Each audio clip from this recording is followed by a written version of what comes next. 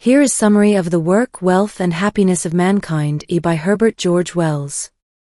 The Work, Wealth and Happiness of Mankind by Herbert George Wells is a comprehensive exploration of human society, its economic structures, and the pursuit of happiness.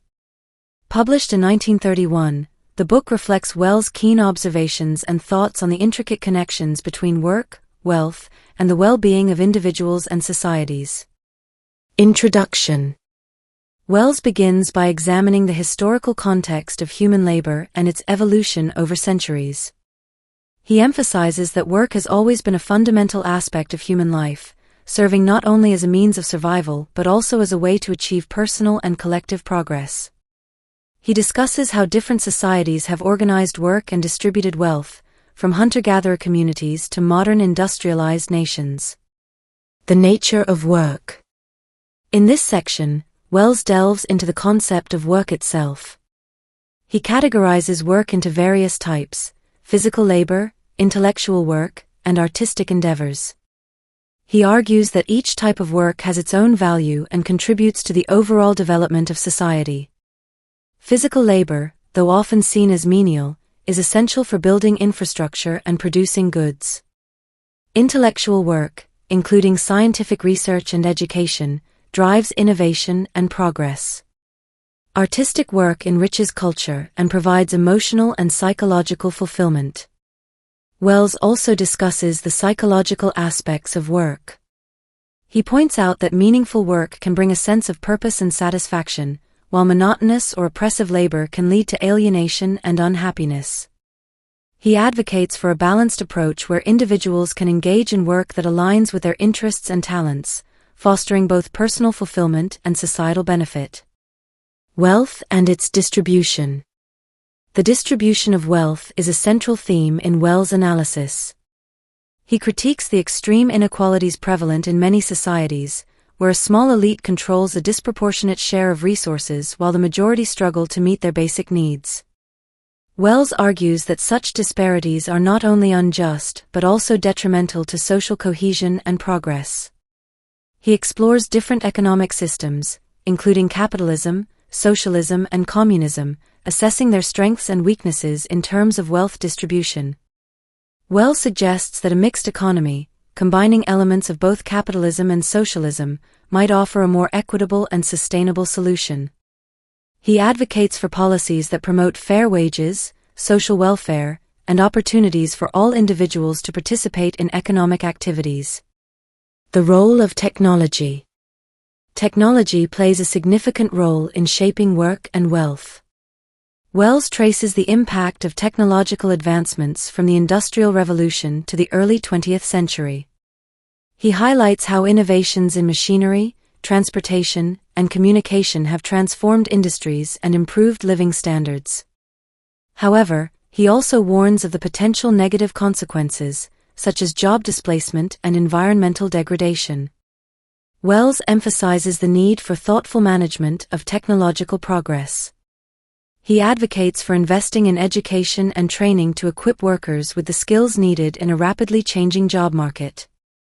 He also calls for regulatory frameworks to ensure that technological advancements benefit society as a whole rather than exacerbating inequalities. Education and knowledge. Education is another critical factor in Wells' vision of a prosperous and happy society. He argues that access to quality education is essential for personal development and economic mobility. Educated individuals are better equipped to contribute to innovation, solve complex problems, and participate in civic life. Wells critiques traditional educational systems that emphasize rote learning and conformity. Instead, he champions a more progressive approach that fosters critical thinking, creativity, and lifelong learning. He believes that education should be accessible to all, regardless of socio-economic background, and should aim to develop well-rounded individuals who can thrive in a dynamic and interconnected world. Happiness and well-being. The ultimate goal of work and wealth, according to Wells, is to enhance human happiness and well-being. He explores the concept of happiness from various angles, including psychological, social, and economic perspectives. He argues that true happiness is not merely the absence of suffering but the presence of positive experiences, meaningful relationships, and a sense of purpose. Wells critiques materialistic pursuits that prioritize wealth accumulation over other aspects of life. He suggests that a balanced approach to wealth, where material needs are met but not excessively pursued, can lead to greater overall happiness. He also emphasizes the importance of social connections, community engagement, and leisure activities in fostering well-being. Social and economic reforms. To achieve the vision of a prosperous and happy society, Wells advocates for a range of social and economic reforms. He calls for progressive taxation to reduce income inequalities and fund public services. He supports labor rights and protections to ensure fair wages and safe working conditions. He also emphasizes the importance of social safety nets, such as healthcare, education, and unemployment benefits, to support individuals in times of need. Wells envisions a society where cooperation and solidarity replace competition and individualism. He believes that by working together and sharing resources, humanity can achieve greater collective well-being and address global challenges such as poverty, disease, and environmental degradation. Global perspective. While much of Wells' analysis focuses on individual societies, he also adopts a global perspective.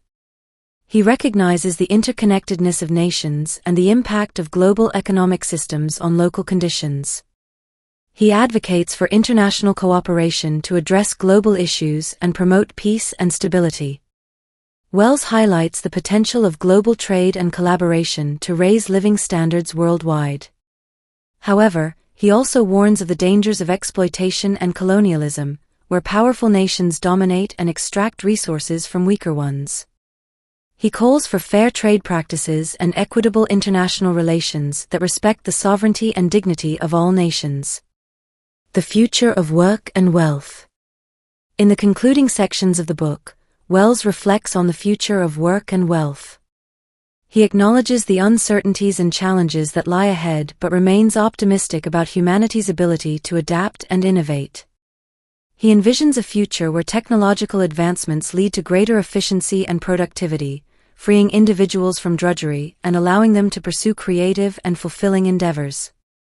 Wells emphasizes the importance of proactive planning and policymaking to navigate the complexities of the future.